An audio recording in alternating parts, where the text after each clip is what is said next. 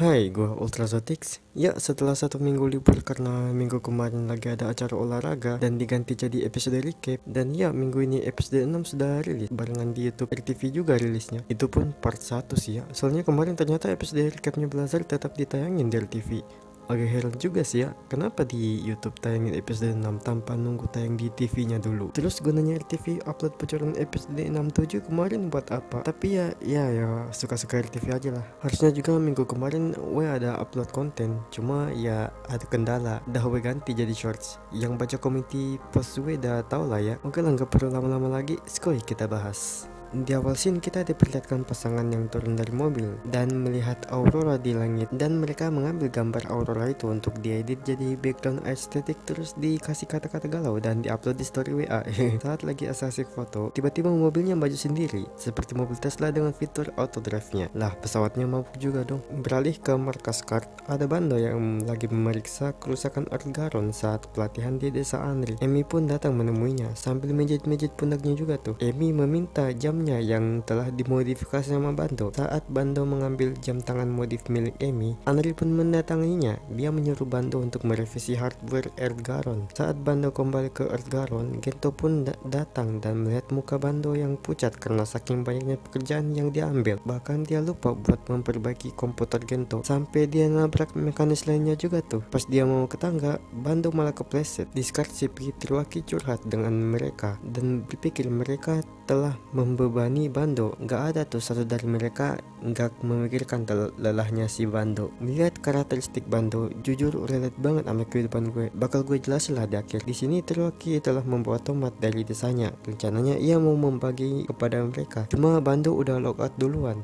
dan ia meminta Gento untuk menemuinya dan memberinya satu kantong berisi tomat. Pindah ke sebuah laundry, ada Bando di sana yang sedang mencuci pakaiannya dan curhat ke mesin cuci itu. Bando menamai mesin cuci itu bernama Kururu. Kururu?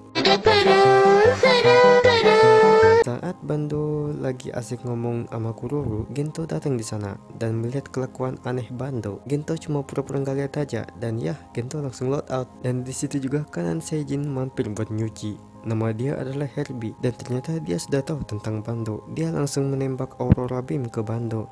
Tembakan itu tidak menyakiti Bando sama sekali, melainkan hanya memberi perasaan negatif kepada mesin. Buset, kelihatan tuh roti sobeknya. Pas di pertengahan jalan, Gento ditelepon sama Triwaki. Ternyata Gento tidak mengajaknya untuk berbicara dan lari karena melihat kelakuan Bando. Sampai lupa kasih tomatnya ke Bando. Balik lagi ke scene laundry. Ternyata dari episode 4, Herbie sudah muncul dan memantau Earthgaron untuk persiapan menginvasi bumi. Di episode 5 juga terlihat dia menembakkan Aurora Beam kepada Earthgaron dan menunggu waktunya tiba untuk dikendalikan. Herbie pun ingin mengajaknya bergabung dengannya, sampai dia bawa bajunya juga tuh. Dan ya, Bando tentunya menolak, dan saat mau menembak Herbie, pistolnya tidak berfungsi. Kemudian Herbie pun mengeluarkan portal dari Kururu dan lari kembali ke markas. Pas Bando mau kejar, malah muncul si Mamang Taguchi. Dia yang buat universe, dia juga pengen ikutan masuk screen. Kemudian Taguchi pun pulang kembali dan tak jadi ke laundry karena lihat Bando yang suspek. Kemudian Bando memakai bajunya kembali dan memohon kepada Kururu untuk membantunya menuju ke markas kanan Seijin.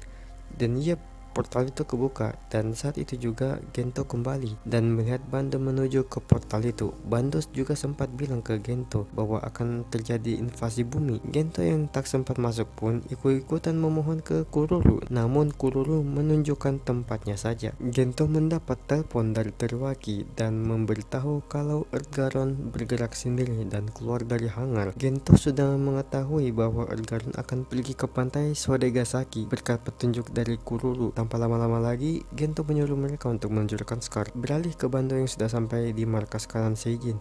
Pistolnya sudah berfungsi kembali dan ia pun menciduki mereka, dan terjadilah gunfight solo versus duo. Bando terjatuh dan menembak kanan Seijin yang satunya, namun posisi sudah berubah. Herbie mengambil handgun milik Bando. Herbie menunjukkan ke Bando kalau Earthgaron dan timnya sudah bergerak. Saat Earthgaron lagi asik-asiknya main kejar-kejaran dengan mobil Scar, Earthgaron menangkap mobil itu dan menggoyang-goyangkannya. Ngakaknya kenapa Gento masih bawa tomat dah? Kasihan tuh tomat jadi berantakan dalam mobil. Kemudian Earthgaron melempar mobil Scar itu. Untungnya nggak meledak. Kemudian Gento keluar dan memancing Earthgaron ke arahnya. Dan iya, terjadi lagi kejar-kejarannya. Namun Gento pun terpental dan jatuh saat Earthgaron menembak ke arahnya dan hampir mengenainya. Saat itu juga Blazer Blaze pun muncul di tangan Gento, dan yap, Gento pun berubah menjadi Ultraman Blazer. Terjadilah battle oleh keduanya. Battlenya di laut, Jack, dan Blazer kesulitan untuk mencegahnya. Namun Bando keluar dari markas dan berteriak untuk menyadarkan Earthgaron. Namun saat Earthgaron melancarkan tembakan, Blazer mencoba menahannya dan itu mengenai Bando sampai itu terjatuh. Beruntung Earthgaron sadar dan menyelamatkan Bando. Herbie yang melihat itu langsung kabur. Ternyata kincir anginnya jadi bareng-bareng bambu dong. Dan ya, Blazer pun mengakhirinya dengan varian baru Spiral Barret berupa slash. Tapi pas lemparnya itu, gue kaget loh, badannya kayak karet gitu. Waduh, One Piece reference nih.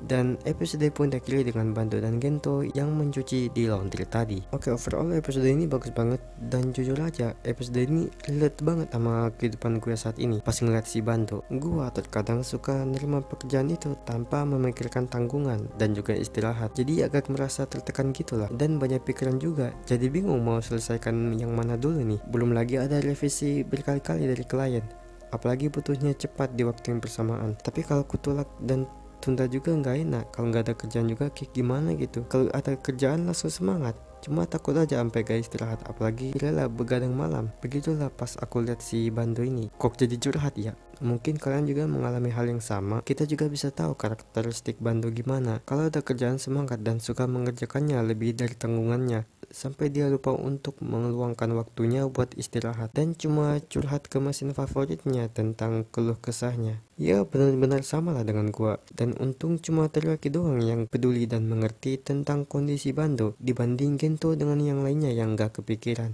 Tapi di akhir scene, gue suka saat Gento mengatakan kepada Bando kalau kita ini adalah tim, jadi jangan ragu untuk mengatakan sesuatu kepada mereka. Selain itu juga humor yang dibawakan sangat natural, terutama Bando yang suka bicara sendiri dengan sebuah mesin. Ini juga gue ngalamin loh. Dan juga ada cameo Kyota Kataguchi. Gue sempat heran kenapa mobil Scar nggak meledak pas dilempar Earthgaron. Ternyata udah dijelasin di episode 2 kalau mobilnya sudah dilengkapi dengan alat pertahanan gitu, jadinya nggak mudah ledak. Dan juga kita bisa melihat varian baru Spiral Barret. Saat Blizzard melemparnya, Spiral Barretnya berubah ke bentuk menjadi slash.